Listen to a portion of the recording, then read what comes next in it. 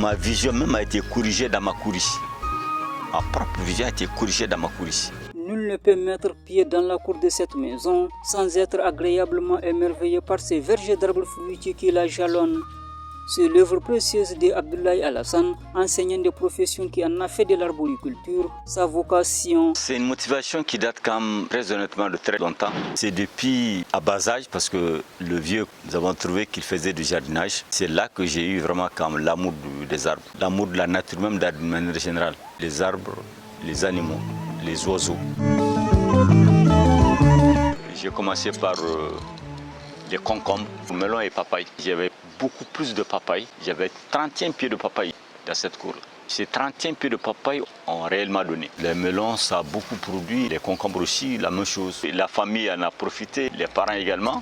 À ce jour, on y trouve plusieurs variétés d'arbres fruitiers plantés. J'en ai pratiquement 19 au total. 19 arbres fruitiers différents évidemment. J'ai de la mandarine, des pommiers, des bananes, des pommes cannelle, de la grenadine, j'ai du jujube greffé, j'ai 2 pieds d'avocat ici, des pamplemousses, j'ai du raisin, des papayes ici, les manguiers j'en ai aussi, les orangers également, des goyaviers. Ce sont ces arbres-là que j'ai ici. Selon notre arboriculteur, la nature offre des vertus thérapeutiques d'où son attachement à la verdure, comme l'illustre son anecdote. Je suis satisfait de ce que je suis en train de faire, une satisfaction vraiment morale d'abord. Ma vision même a été corrigée dans ma cour ici. Ma propre vision a été corrigée dans ma cour ici. Les verres là, je les porte, c'est vrai, c'est pour travailler. Mais que ma vision soit vraiment corrigée, c'est vraiment avec la présence de la verdure.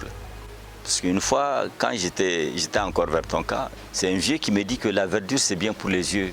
Et c'est ici à Gounam, dans ma cour, que je me suis rendu compte que ce que le vieux m'avait dit, c'est une réalité. La verdure c'est bien pour les yeux. Je suis constamment au milieu des arbres. Tous les matins, la chaleur ici ne se ressent pas beaucoup avec la présence des arbres. Moi, je ne le ressens pas tellement ici. Parce que moi, je passe toute ma journée dans la cour ici, sous ces arbres. C'est une façon effectivement de faire face au changement climatique. Parce que là où il y a suffisamment d'arbres, c'est quand même très utile. Abdoulaye Alassane envisage l'extension de son verger fruitier. Son défi de taille consiste à ravitailler sa ville en fruits dans les prochaines années. Toutefois, cet objectif ne saurait être atteint sans appui adéquat. Il y avait une pénurie d'eau ici à Gounam. Et en ce temps, c'était des charretiers que je louais. Ils partaient prendre de l'eau dans des barriques. Et c'est avec ça que je continuais vraiment à entretenir les arbres. Les besoins, un point d'eau est vraiment indispensable pour moi. J'ai vraiment besoin d'un point d'eau parce que je continue à arroser avec l'eau du robinet. Mais un château serait très sincèrement le bienvenu ici. Ça m'aiderait beaucoup. Si j'avais un point d'eau aujourd'hui, ça me mènerait quand même très loin. L'homme à la main verte, Abdoulaye Alassane appelle ses concitoyens à s'investir dans l'agroforesterie. La terre ne ment pas, c'est une réalité. Il faut s'investir et ça va marcher. Il n'y a pas un arbre au sud qui ne marche pas au nord ici. Il n'y en a pas. Il faut se mettre au travail. L'avenir est vraiment prometteur parce qu'il y a des gens qui ont commencé déjà à s'investir. Donc, Goundam, dans 10 ans, je crois qu'on n'aura pas besoin vraiment d'aller chercher des fruits. La preuve est là. Les pieds d'avocat, là, c'est beaucoup plus au sud.